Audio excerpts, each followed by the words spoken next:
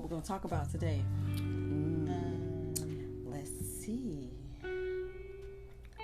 Breakups. Breakups, yeah. How did you handle your breakup? Which was the worst one for you? If you had more than one. If you haven't had more than one, how was that one breakup? What did it do? Was it traumatic? Was it...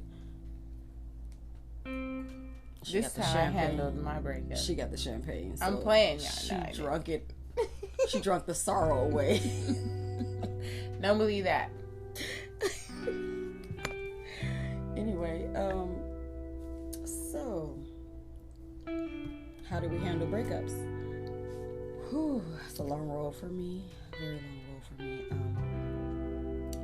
So, is this like the first breakup? Like your little grade school sweetheart? I mean, it could be any breakup. It could be your first breakup. It could be because some people have a first love that they were with for years before they broke up. So it could be any breakup. You know what I'm saying? Like a childhood breakup is probably more intense than a couple of years or a 10-year breakup. Because if you from childhood and y'all stuck it out all this time, y'all done got married, y'all done had kids. Sometimes they don't get married. Sometimes they just have children and they deal with each other and they have ups and downs, and you know what I'm saying? So okay, so it depends. Like, just what was it like? How did you handle it? What are some things you would have told yourself back then that you know now?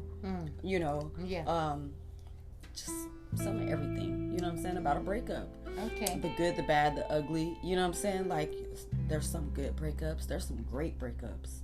Okay. What you got? You tell me.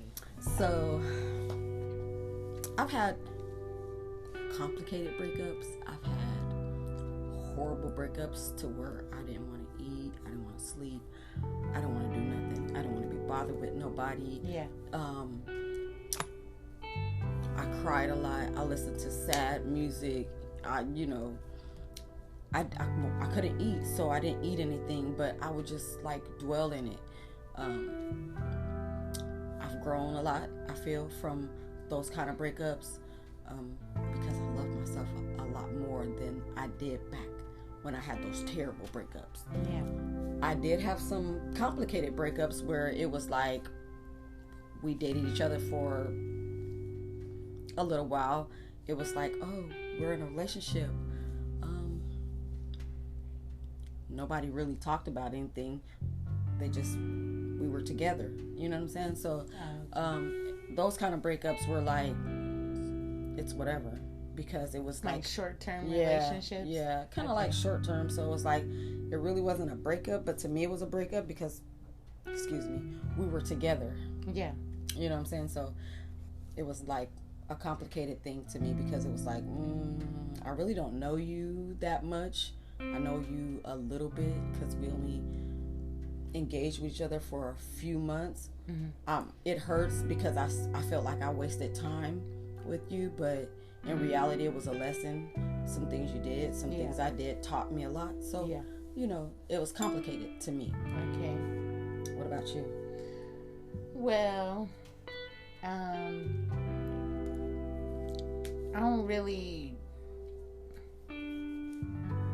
don't know. When I've had a few breakups, where I had children, like we were together when we were young, and then we had children, and things didn't go too well after the kids, right.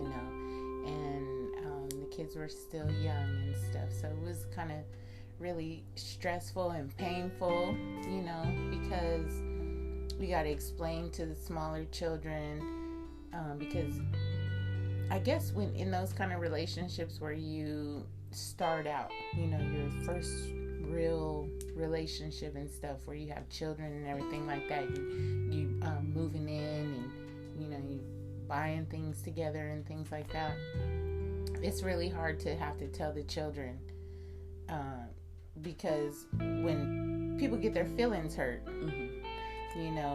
they might say one thing in the moment, but then months later, years later, is something totally different. Right.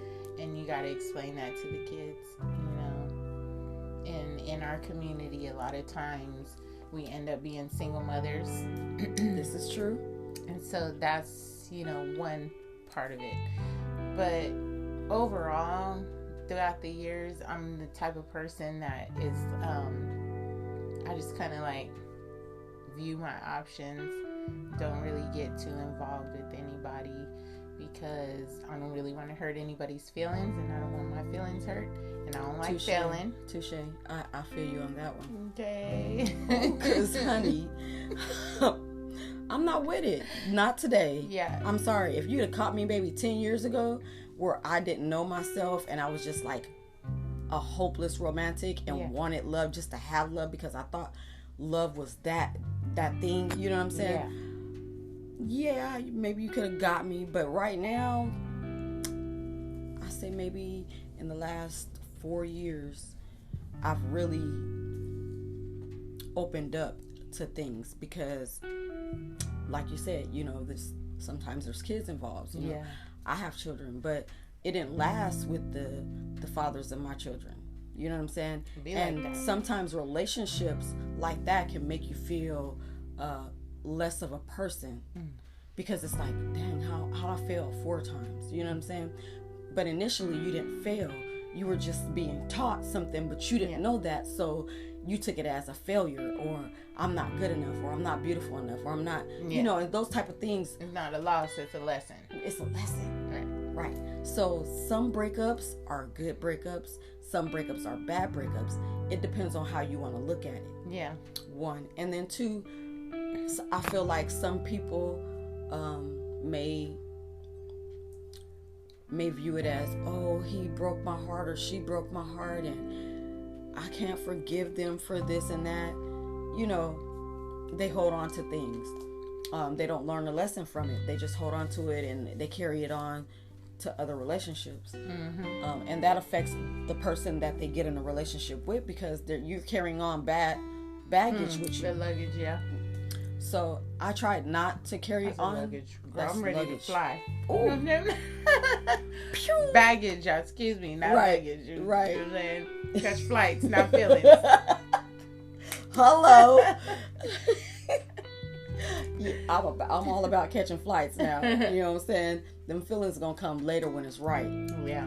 So, but in all, with me raising my kids and, you know, learning different types of men and how they supposedly quote unquote love, you know what I'm saying? Do you really know the meaning of love when you're using that word? And how would it affect you if tomorrow you didn't have that person? You know what I'm saying? So things like that, I wish I could have been able to tap into, but I didn't know.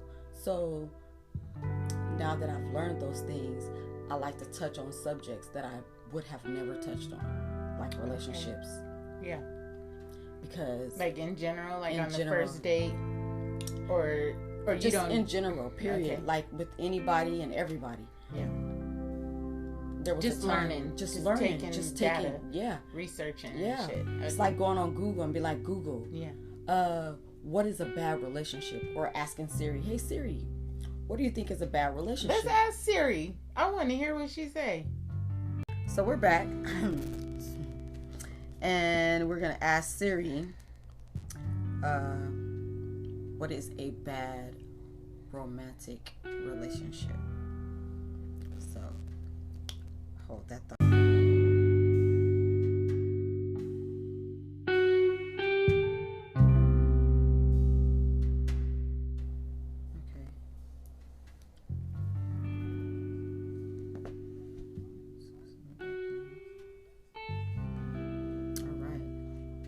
What Siri got us.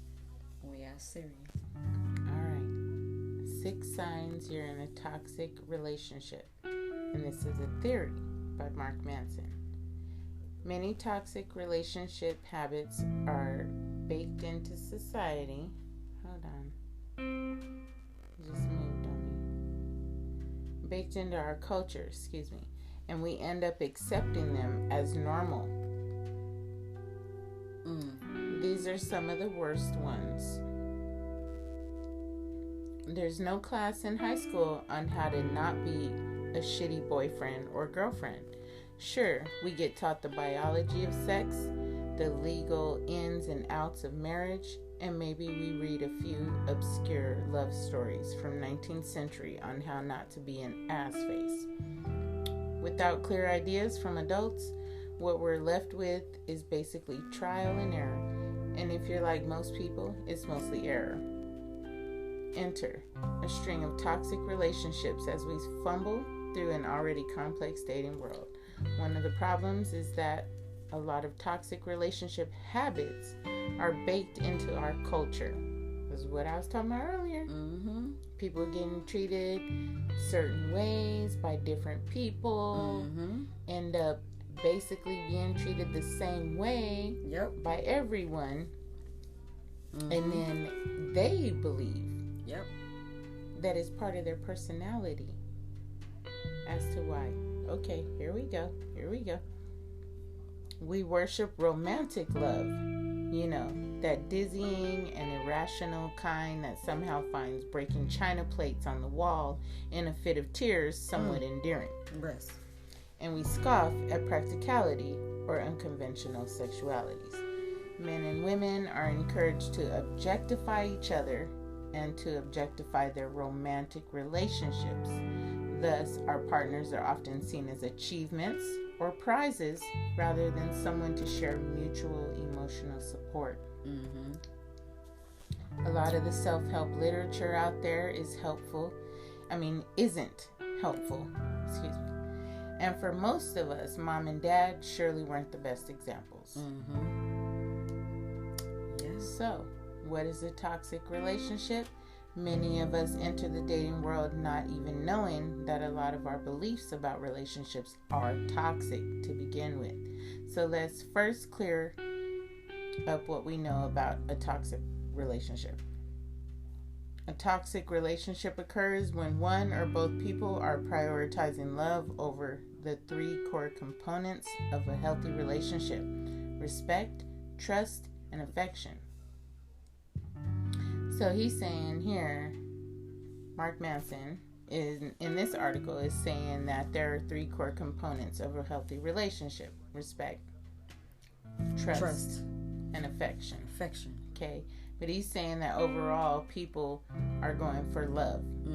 Okay.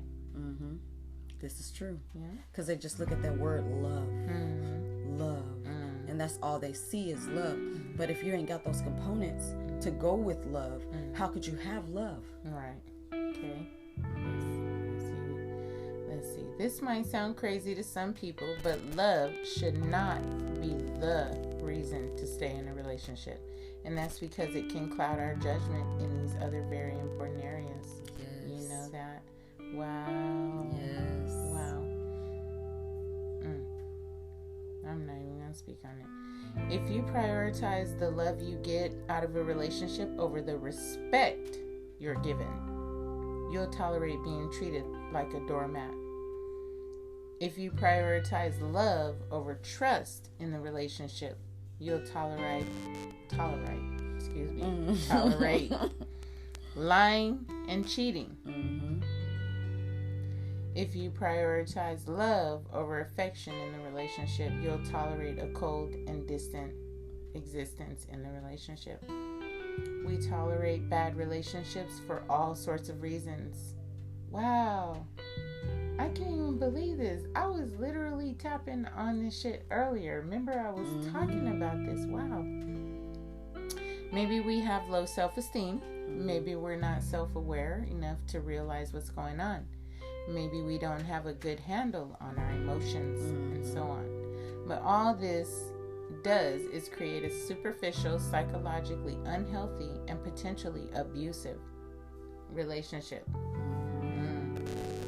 6 signs of toxic relationships you might think are normal. Toxic relationships can take on a few different forms, but I found a number of telltale signs of bad relationships that many people either ignore or worse, think are actually signs of a healthy relationship. Below are 6 of the most common tendencies in relationships that many couples think are healthy and normal, but are actually toxic behaviors and harming what you hold dear. Number 1. The relationship scorecard. Girl. You keeping score, huh? Okay. Quote unquote, the keeping score phenomenon is when someone you're dating continues to blame you for past mistakes. If both people in the relationship do this, it devolves into what I call the relationship scorecard, where the relationship devolves into a battle to see who has screwed up the most over the months or years, and therefore who is most indebted to the other. You were an asshole at Cynthia's 28th birthday party back in 2010, and it has proceeded to ruin your life ever since. Why? Because not a week goes by that you're not reminded of it. But that's okay, because that time you caught your partner sending flirtatious text messages to a coworker means you can have at her for supposedly infidelity. So it's kind of even, right? Wrong. Why it's toxic? The relationship scorecard is a double whammy of suckage. Not only are you deflecting the current issue by focusing on previous wrongs, but you're guineaing up guilt and bitterness from the past to manipulate your partner into feeling bad in the present. If this goes on long enough, both partners eventually spend most of their energy trying to prove that they're less culpable than the other, rather than solving what caused the present issue, spending most of their time trying to be less wrong more than the other. What should you do instead? Deal with the issues individually unless they're legitimately connected. If someone habitually cheats, then that's obviously a recurring problem. Right. But the fact that she embarrassed you in 2010 and that now she got sad and ignored you today have nothing to do with each other. So don't bring it up. Don't bring it up. Why are you still bringing up stuff? That's what the let the past be the past thing. Let the past be the past. Leave the past where it's at. It's past for a reason. That means it's behind you. So why are you bringing it up? And especially in a relationship with somebody you claim to quote unquote love. Okay. Well, let's see. He says, it's crucial to understand that by choosing to be with your significant other, you are choosing to be with all of their prior actions and behaviors. If you don't accept those, then ultimately you are not accepting your partner. If something bothered you that much a year ago, you should have dealt with it a year ago. Girl. What? Wait a minute, because I say this all the time. If you're not going to nip it in the bud the minute it happens, the moment the second, the millisecond that it happens, do not, and I repeat, do not bring it up in the future. It has no bearing there. You should have dealt with it when it happened in that past moment. Well, let it go. Don't speak on it now. It's too late. Okay. Number 2, dropping hints and other passive aggression. Girl, passive aggressiveness, I can't deal with that. Just be straight up. Just be 100. Just spit it out. We don't need that. We do not. We are adults. Please act according. You know what I'm saying? Like, be an adult. Let's see what he says. He says, what is it? Instead of saying something outright and out loud, a partner tries to nudge the other in the right direction of figuring it out. Instead of saying what's actually upsetting you, you find small and petty ways to piss your partner off. So you'll then feel justified in complaining. Nitpicking. Why it's toxic? Because it shows that you two are not comfortable communicating openly and clearly. A person has no reason to be passive aggressive if they feel safe expressing anger or insecurity within a relationship. Ooh, right there. If I'm upset or you make me feel some kind of way and I come at you and I say that, like, I'm not coming at you. I'm actually just expressing, you know. That's it. We need to get this out right here. I'm going to just lay it right here on the table. I'm talking about it. Yeah. I'm talking about it. I'm going to just what bothered me. If that bothers you, we don't do this. Is not this is not right for us then. It's not right. I can't, like, we gotta be able to communicate with each other. It says right here, a person will never feel a need to drop hints if they feel like they won't be judged or criticized for honesty. What to do instead? State your feelings and desires openly. And make it clear that the other person is not necessarily responsible or obligated to those feelings. Right. But that you'd love to have their support. If they love you, they'll almost always be able to offer their support. Almost always. Girl. Okay, let's see what else he's talking about. Blaming your partner for your own emotions. What is it? Let's say you're having a crappy day and your partner isn't exactly being super sympathetic or supportive about it. Maybe they've been on the phone all day with some people from work, or they got distracted when you hugged them. You want to lay around at home together and just watch a movie tonight, but your partner has plans to go out and see friends. As your frustration with your day and your partner's reaction to it increases, you find yourself lashing out for being so insensitive and callous toward you. Sure, you never asked for emotional support, but your partner should just instinctually know to make you feel better. They should have gotten off the phone and ditched their plans based on your lousy emotional state. Why it's toxic?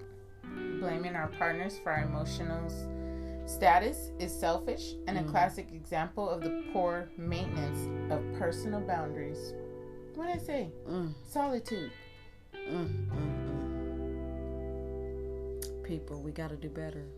Girl, you gotta be by yourself to figure out what the fuck happened. Yes. When you set a precedent that your partner is responsible for how you feel at all times and vice versa, this can easily lead to a codependent relationship. That's what you said earlier. You said that word, codependent. Codependent, yeah.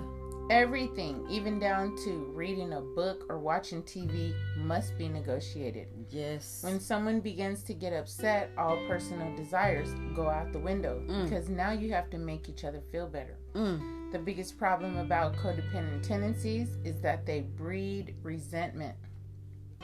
Yes. Sure. If my girlfriend gets mad at me once in a while, this is him. This is Mark Manson. Okay. If my girlfriend gets mad at me once in a while because she's had a shitty day and is frustrated and needs attention, that's understandable. But if it becomes an expectation that my life revolves around her emotional well-being at all times, then I'm soon going to become very bitter and even manipulative towards her feelings and desires. Okay. So he said, don't come home being all pissy every motherfucking day. And expect me to clean up the mess and be okay with it. Right? Right here he says, what to do instead? Take responsibility for your own emotions and expect your partner to be responsible for theirs in turn. There's a subtle yet important difference between being supportive of your partner and being obligated to your partner. Preach. And sacrifices should be made by choice. By choice. Not because that's what's expected. Nope. As soon as both people in the relationship become responsible for each other's moods and downswings, it gives them both an incentive to hide their true feelings and manipulate one another. Yep. So you sit there and you accept the responsibility of making this person feel better, then you're giving them permission to manipulate you. And vice versa. Yep. Codependency. Okay, Mr. Mark Manson. The fuck? Right. Codependency. I do it. That's why I say I don't want to be codependent on nobody. And I don't want nobody to be codependent on me. You know what I'm saying? I want us to have our own opinion of everything in this world and be able to talk about that opinion about whatever subject there is and be okay with each other. We don't have to like the same things, and we don't have to agree on the same things every time. There might be times that we agree on some things, and there might be times where we don't. Shoot, there might be times we always agree on things. You know what I mean? Yeah. But that's our thing, and we're comfortable like that because we communicate with each other. We're not codependent on each other. We have our own individual lives, but when it's time for us to be together for us, we're together for us. That's true. That's a better deal. Look at this one. Buying the solutions to relationship problems. The gift giver. What is it? Whenever a major conflict or issue comes up in a relationship, instead of solving it, you cover it up with the excitement and good feelings that come with buying something nice or going on a trip somewhere. Or else. Or worse, getting married. He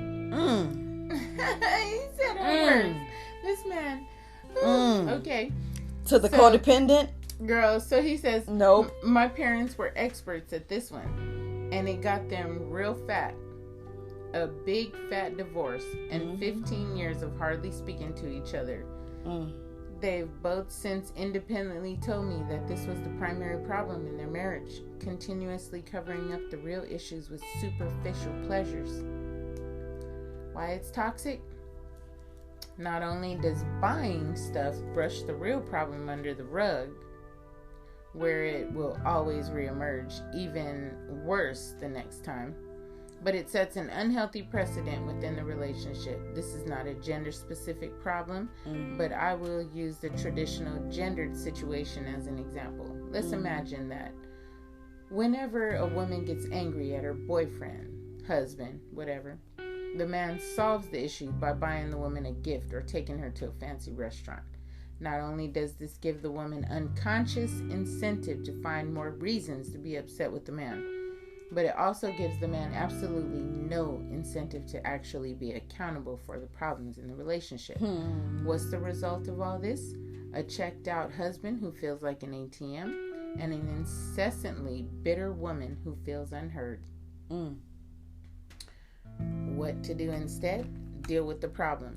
Trust was broken? Talk about what it will take to rebuild it. Someone feels ignored or unappreciated? Talk about ways to restore those feelings or appreciation. Communicate. Period. That's all it is. Communication. Communication. Underline. Do I need to sound it out for you? Bold. Italic. Communication. Hey. There's nothing wrong with doing nice things for a significant other after a fight to show solidarity, regret, or to reaffirm the commitment. But one should never use gifts or fancy things to replace dealing with the underlying emotional issues. Nope. Gifts and trips are called luxuries for a reason. You only get to appreciate them when everything else is already good.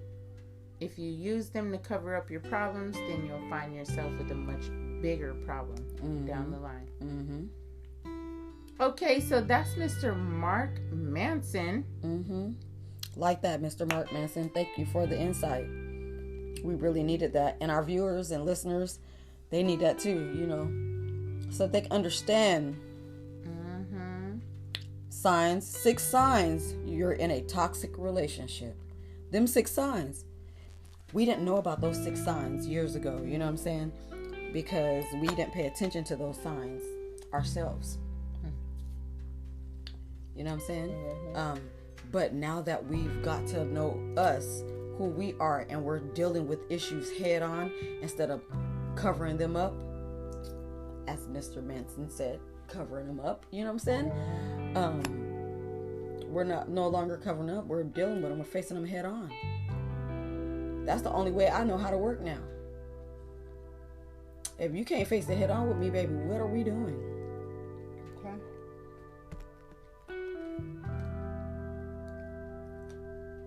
What are we doing? Girl, I'm out. I ain't Boo Boo the Clown. Most definitely not. Most definitely not. And I've had good breakups to where, you know, it was like, this just ain't working. You know what I'm saying? I'm not finna put myself down that road with you. Yeah. I'm not gonna do it. You know what I'm saying? But we cool. We cool. You know what I'm saying? I'm not gonna say I hated you. I'm not gonna say you did wrong things to me, because we're both human. Mm-hmm. You know what I'm saying? You never did anything to me for me to be like, oh, he ain't. You know what I'm saying? Why did you guys break up? Just wasn't feeling it. Like, it just wasn't there. And sometimes you get that. You know? Sometimes it's just not there. You just better off friends. How long were you guys together? Not long. Maybe like close to a year. You know, that's enough time to get to know. How did y'all meet? You know, clubbing, just out and about. You know, with my friends. That's a long time for me. Well, I mean, it's a long time, but a long time to me, in a good, healthy relationship, would be a lifetime, obviously. But like, to just have somebody that you know you want to build a future with, because you guys are in sync with each other, and I get him and he gets me, and you know what I'm saying? Like, we have our fights, not physical. You know, they might get a little, you know what I'm saying, sassy. I won't say verbal. I'll just say sassy, little, you know what I'm saying, a little smart at the lip. Yeah. You know what I'm saying? But it won't get no further than that. You know what I'm saying? But we come back to each other and talk about the situation. Even if we got to take a breather, you know what I'm saying? No yelling at each other. Because I've had that. I've had somebody yell at me. I've had somebody put me down, belittle me. I've had someone put their hands on me. You know what I'm saying? I've had somebody cheat on me. I've had somebody have a kid on me. You know what I'm saying? Like, I've had somebody date somebody close to me. You know what I'm saying? I've had somebody sleep with somebody close to me. So I've dealt with, like, well, I dated a guy that was like, he, you know, they were friends, and one guy just wasn't moving. You know what I'm saying? He just wasn't moving. And yeah, he kind of, the other guy kind of used him. You know what I'm saying? Like, oh, well, he's not going to show you, or I'm going to show you. I'm going to go ahead and step up, and I'm going to be the one. You know, so, I mean, I did that. I dated Yeah, but somebody. It's different from a female perspective. Guys just do it because they get the... so? Yeah, I totally do. Okay. Because with a guy, a girl could throw themselves at any guy. Right. Unless this guy is truly, you know, 100 to his mate, and he's like, no, I ain't, you know what I'm saying? Like, you'll know, because they'll push you away. Somebody will know about it. You know what I'm saying? Because they're uncomfortable with the situation. But like a regular, you know, just out and about dude, that don't care about nothing in the world, he don't care. Feelings is gonna get hurt, and well, you know what I'm saying? Like, they're not thinking about that. They're just at that moment. At that moment, they're dealing with at that moment. You know what I'm saying? And I've had to learn that it's not something that I did wrong. Because I was being who I am, authentically am. You know what I'm saying? I'm being me. I'm being Liz. You know what I'm saying?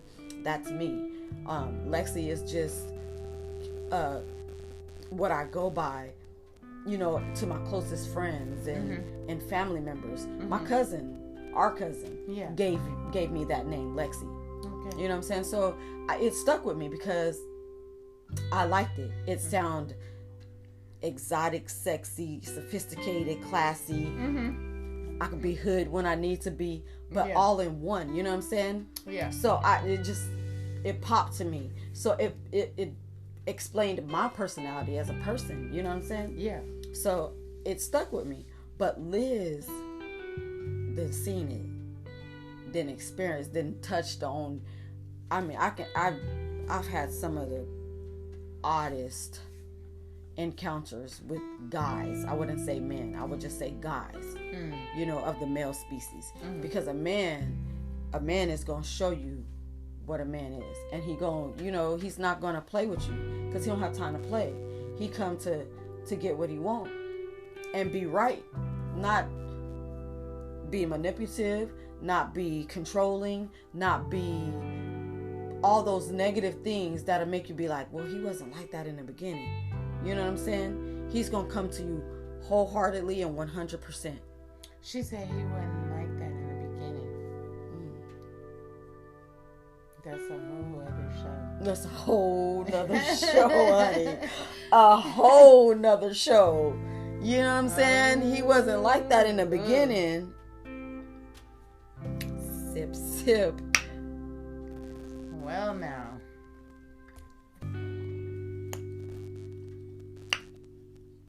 4 years ago, look what popped up on my Snapchat. You have memories from the past 4 years in your story. Wonder what those are. Memories. 4 years ago, girl. 4 years ago is when I started my cleanse for me. That's got to be a memory that popped up of something that I went through or I did. A picture of, it's something. It's a memory. So what is that memory? I'll do that memory later, but you know what I'm saying? That's another episode. You know what I'm saying? Memories. What's stored in our memories? 4 years ago was not a good year. Not a good year. For me. It wasn't a good year for me either. We in what, 21? 22, 21. 21, going to 22. Going to 22. So 2018, yeah, that was a horrible year for me, but an eye-opener at the same time. You know what I'm saying? Yeah, it was. It put me where I am today. The woman 2018 changed the game. Changed the game, baby, all the way. Okay. Cause, honey, let me tell you. Let's call Asha and ask her about her 2018. Ooh, let's call Asha, girl. I don't know if they ready. But we gonna get her on the line though.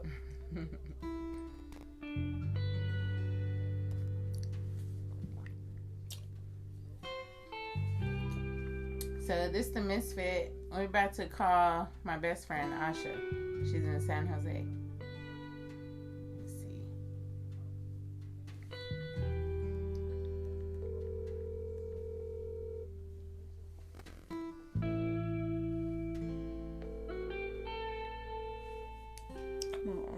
So we're in Phoenix. She's in San Jose. Yeah. We've been out here drinking champagne. I'm sure she's been doing the same. Please leave your message for 66. There's your answer. She'll call back right now. She's like, ooh, I didn't even hear my phone. Mm-hmm.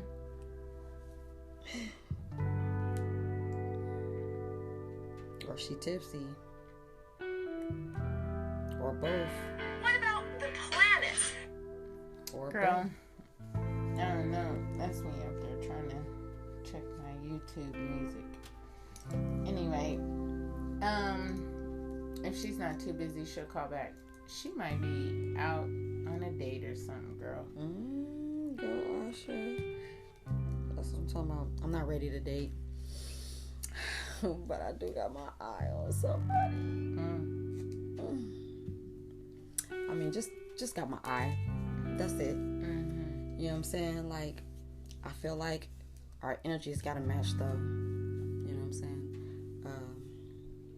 Because I'm big on energy now. Like, we got to be able to vibe with each other. I mean, seriously vibe with each other. Like, I could totally be me. You could totally be you. You know what I'm saying? In the presence of each other. And if we don't have that, then I only consider you a friend or an acquaintance until I can feel like you're truly a friend. You You know what I'm saying? So, and it's only because of some of the things that I've experienced in life, in relationships with everybody, not just the male species in the intimate realm, but in the friendship realms, the family realm, the, you know, close friend realm, all of that. You know what I'm saying? Like, just every aspect of my life. And it's not, I'm not trying to be offensive to people. I'm not trying to be, you know, oh, you act like you got something to say to people. I'm not, that's not what I'm dealing with Liz from within, from the inner to the outer. You know what I'm saying? I know I can make the outer be beautiful. I know the outer is beautiful, but what's beautiful about me on the inside? And those are things I didn't learn in these relationships. And so, you know, now I'm on a whole nother journey. Okay. You know what I'm saying? I'm looking for my king so we can have some little princes and princesses. You know what I'm saying? Don't get me, you know, I don't want like 10, maybe 2, a boy and a girl. That I'll be cool with that. You know what I'm saying? I'm not trying to go no further than that, but I want to be married. I want to do it right. I want to be that person's friend, that person's, you know what I'm saying, lover, counselor, whatever you need me to be, I want to be that for you. You know what I'm saying? In the way that you need me to be that for you, not in the way I need to be there for you. You know what I'm saying? Because that's deeper than just being there for somebody. Like, I want to be there for you in the way you need me to be there for you, not in the way I see fit to be there for you, because that's my way, and it's not supposed to be my way, because I'm there for you. So that means whatever you need, even you, whatever you need for you, for me to be there for you in all your relationships, in my relationships, right? Not just romantic, just romantic, everything, platonic, and all. You know what I'm saying? Like, for you, and I would want the same for me. So if I'm not communicating with you, it's nothing personal. I'm going through my own growth, getting to know my higher self. You know what I'm saying? Yeah. So that I can evolve in the things that I want to do, because I have so much that I want to do, but I want to share it with the right person. I made these, and I won't even call them mistakes. I went through these lessons for a reason. That's all I'm waiting for. You know what I'm saying? Is my reason, and whatever that may be, is that reason for me. You know what I'm saying? So, what about you, girl? With me, and what I've learned from the relationships that I've been through, is that I'm very good at detachment. Say that, huh? And it used to make me wonder if possibly the people that I had relationships with, romantic relationships, that was I opening myself up enough? And I know that I wasn't. I know that I wasn't. And I don't know if it was because of what they showed me that made me believe that I couldn't open up to them. I feel you. You know what I'm saying? Yeah. And then with family relationships, I always felt like I was missing pieces of the puzzle. You know what I'm saying? Like the grandma, the grandpa, the supportive auntie, and things like that. Right. You know, all those key people missing. So for me, I would just be like, okay, well, you know, they're crackheads or in another state and not even interested. You know what I'm saying? And that's a whole other thing you got to deal with when you have family that is alive that's not really interested. You know, that's something that we've all had to deal with in this urban community.